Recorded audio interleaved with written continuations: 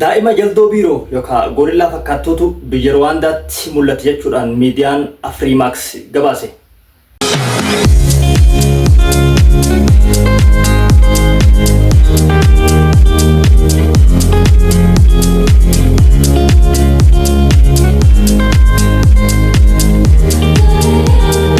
Akkam jirtan kabajamtoota hordoftoota Peace Media Network kun qophii galmee seenaati.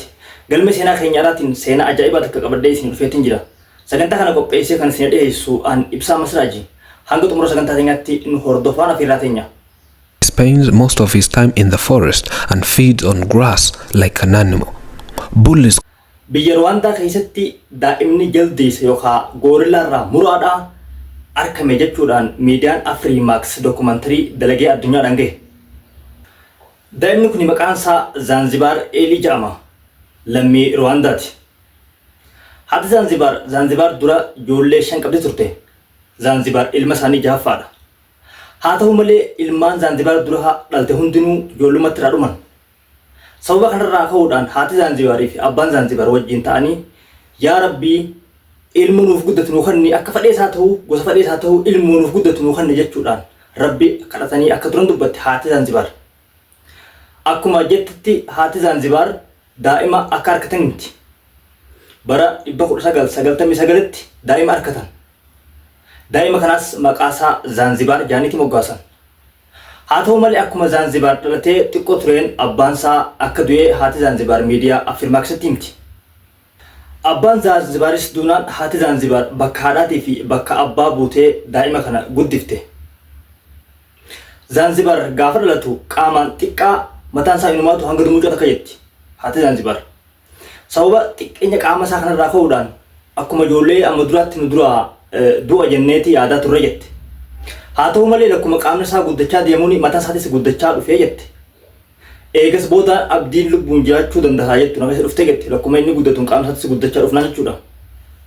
Zanzibar guddinaanis bakka takka hin taa'u ni fiiga jechuudha. Bakka takka hin taa'u guyyaa guutuu osuma fiiguuti aduun itti dhiitee baati. Haati Zanzibaris hogguu inni fiiganii bade jettee haadha waan taateef jecha bakkuma inni fiiguu hunda jala fiigaa oolti guyyaa guutuu jechuudha. Osuma isiinis isa jala fiidee wanta jettu aduun dhiitee baati. Sababa kanarraa ka'uudhaan namni Zanzibar fiigaa qabu hin jiru jedhan. Haati Zanzibar maal gooti yeroo isa qabu barbaadde fiidee waan hin dhaqqabneef jecha haada qopheeffattee isa qabuudhaaf haada miila galatti darbitee turte. Haada miila galatti darbitee miila isa sakaaltee qabdi turte. Zanzibar yeroo namni itti dubbatu afaan hin dubbatu ture. Afaanumaan hin dubbatu haa takka deebisaa siif kan noggooti dubbatte. Garuu mallattoodhaan waan ati gaafatte mallattoodhaan sitti mallattoon si agarsiisa jechuudha. Sababa kanarraa ka'uudhaan Zanzibar gurraan akka dhagahu adda baafatan jechuudha.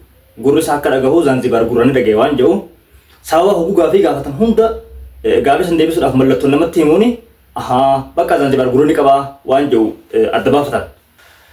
Wanni ajaa'iba namatti ta'u Zanzibar nyaata bilchaate hin nyaatu. Wanni inni nyaatu baala nyaata jedhama baala mukaa nyaata. Firii adda addaa nyaata kuduraa fi muduraalee waan akkanaa kanarraa kaafee nyaata bilchaataa inuma nyaatu jedhama. Guyyaa guutuu immoo fiigaatuma oolaa jedhama. Guyyaa guutuu inni numa fiigaa haatinis numa fiidii yoo xiqqaate torbaanitti kiiloomeetira 230 ol fiigan jedhanii tilmaaman.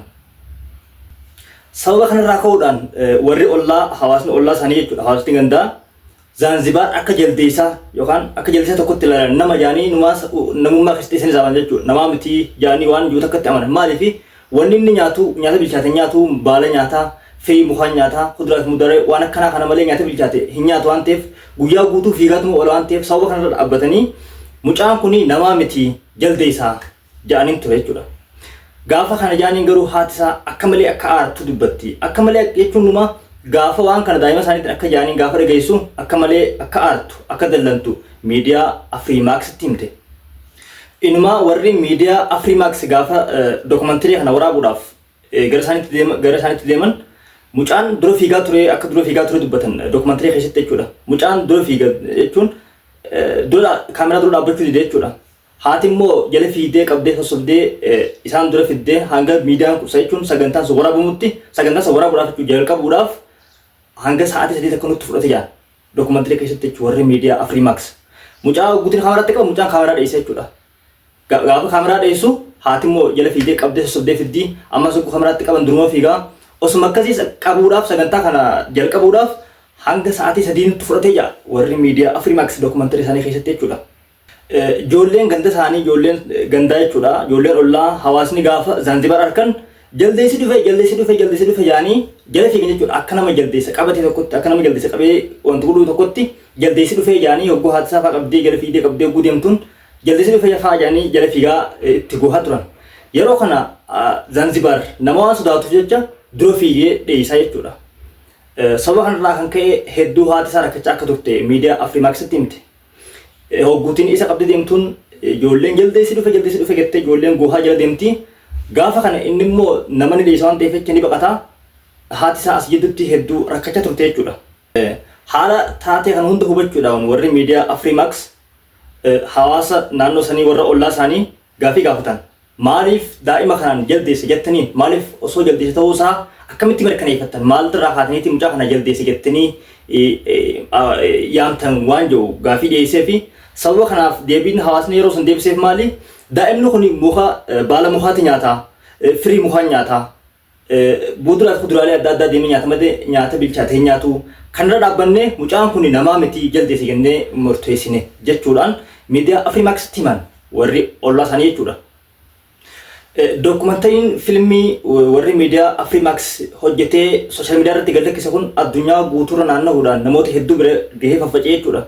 Sababa kanarra dhaabbatee namni hedduun cichoomina haadhaatii fi uumama rabbiin jechuun uumama akkam akka qabu rabbiin dandeettii rabbii hedduu namni dinqisiifachaa ture jechuudha. Maaliif daa'ima akkas jiru kana jala haati guyyaa guutuu fiigaa goolte rakkoo haati daa'ima kanarratti ta'uu jirtu hunda ilaalanii hedduun addunyaa kanarratti hedduu dinqisiifatamee viidiyoon isaa addunyaa hundarra ol geessa jechuudha. Namni hundi wal jalaa qabee viidiyoo tana sooshaal miidiyaa irratti waliif qooduu jalqabee jechuudha.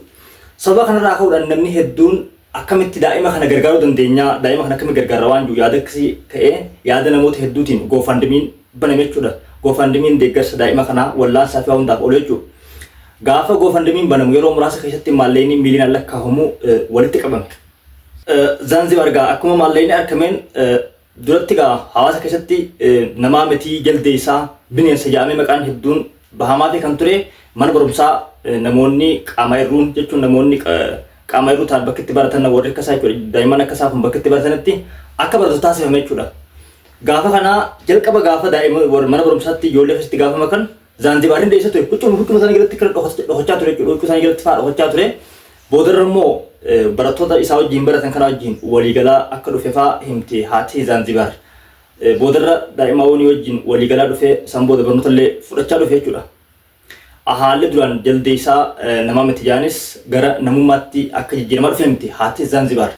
Akkasumatti qorannoon wallaansaatis Zanzibaariidhaaf qorannoon wallaansaa godhamuufi jalqabee qorannoon bu'aan qorannoo akkuma beekameen daa'imni kun namummaa isaa akkuma jirutti tahee rakkoon dhibee isaa dhukkuba maayikirooseefaalii jedhamuun akka qabamee jiru maatiidhaaf himame jechuudha. Qorannoon godhamte daa'imni kun maal ta'ee namummaa bineensa waan jedhamu irratti jechuudha. Amma gaa hawaasa keessatti namni kun firii nyaataa maal nyaata maqaan isaa deemee waan jiruuf jecha qorannoo bu'aan qorannoo isaa namni kun namummaa namaa miti waan jedhamu hangachitti deemamee gaafa laalamu qorannoon isaa namni kun nama lakkii nama.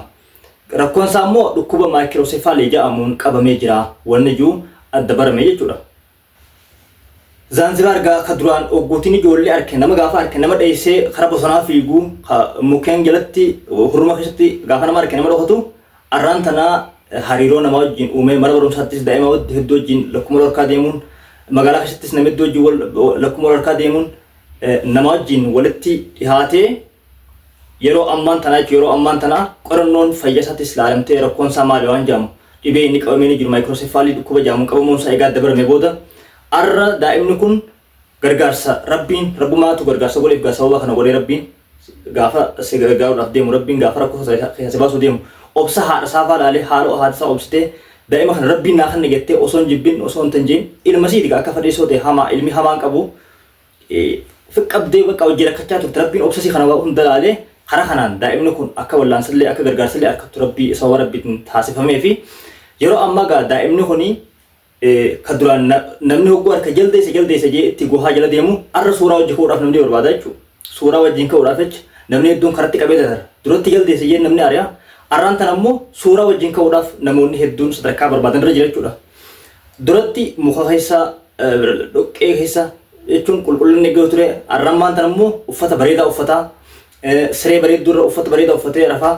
Arraan tana haati isaa duraan akkasitti gala fiidee wajjin rakkattee isa qabuu dadhabdee haada akkam tooftaafaadhaan jechuudha. Haada darbattee haadaan miila isa sakaaltee ittiin qabaa turte.